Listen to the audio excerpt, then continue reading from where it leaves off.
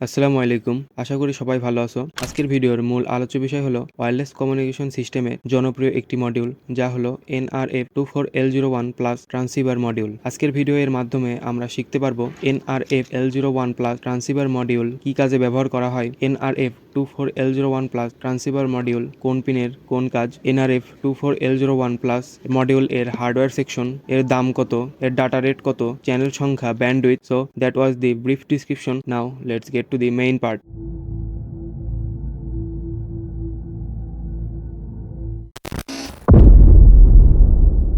প্রথমে বলা যাক এনআরএফ এর ব্যবহার। এটি আমরা তারবিহীন যোগাযোগের ক্ষেত্রে ব্যবহার করি, অর্থাৎ ওয়্যারলেস কমিউনিকেশন। মনে করো তোমার বাড়ি থেকে দূরে কোনো বাগান আছে, বাগানে তুমি সেন্সর লাগিয়েছো, আবার পানি দেওয়ার জন্য মোটর পাম্পও লাগিয়েছো। তো এখন এই মোটর এবং সেন্সর থেকে ডাটাগুলোও তোমার আসছে। তো এই ডাটাগুলো তুমি তোমার বাড়িতে সরাসরি পেয়ে যাবে। তাহলে তোমার কেমন লাগবে? হ্যাঁ, এখন কিছু পণ্ডিত আছে যারা বলবে যে এটা আমরা সরাসরি ওয়াইফাই এর সাথে সংযোগ দিব, তাহলে এটার প্রয়োজন কি? হ্যাঁ, কথা তো ঠিক, বাট এখন যদি বলি বাগান তোমার বাড়ি থেকে 100 মিটার দূরে, না যাও 1 কিলোমিটার দূরে, তাহলে তুমি কি করবে? তখন তো আর ওয়াইফাই কানেক্ট হবে না। তো সেখানে আমাদের কাজে লাগবে এই মডিউলটি। এবার বুঝেছো এটার ব্যবহার? হ্যাঁ, এটা ছাড়াও আরো অনেক কিছু করা যায়, যা আমি তোমাদের আগেই বলবো না, কারণ আজকে জাস্ট ইন্ট্রোডাকশন দিব। তো তাহলে বোঝা গেল এই মডিউলের ব্যবহার। এখন আসবো এর হার্ডওয়্যার সেকশনে। তো এই মডিউল মোট 8টি পিন আছে, যেগুলো হলো ground, VCC, C, CSN, এসসিকে, মোসি, miso, IRQ. কি বলো, তোমরা পিন গুনতেই জানো না? আরে আমি তো আছি। এই নাও এনআরএফ মডিউল, ধরো অ্যান্টেনা নাও ডান হাতে। এখন বাম দিক থেকে গোনা শুরু করো, যেটা হবে ইউ শেপ।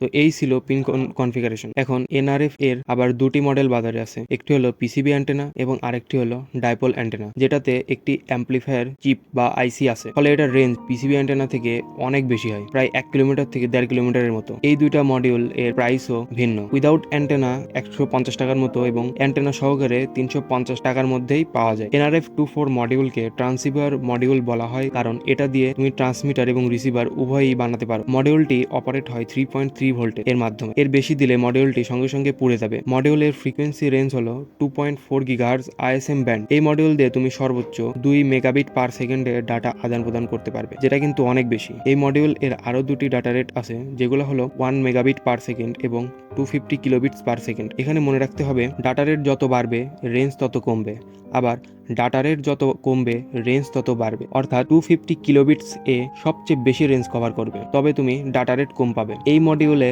অনেক কম কারেন্ট গ্রহণ করে, ফলে ব্যাটারি ব্যাকআপ বেশি পাওয়া যায়। আরো অনেক জিনিস আছে এবং খুব মজার, যা পরবর্তী ভিডিওগুলোতে আমি কভার করব এবং পুরো ট্রান্সমিটার এবং রিসিভার বানানো শেখাবো। তাহলে শিখতে চাইলে এবং জ্ঞান বৃদ্ধি করতে চাইলে অবশ্যই আমার চ্যানেলটি সাবস্ক্রাইব করো, সাকিবুল এক্সপেরিমেন্ট। আজকের মতো এই পর্যন্তই, দেখা হবে নেক্সট ভিডিওতে। ততক্ষণ সবাই সুস্থ থাকবে, ভালো থাকবে। আল্লাহ হাফেজ।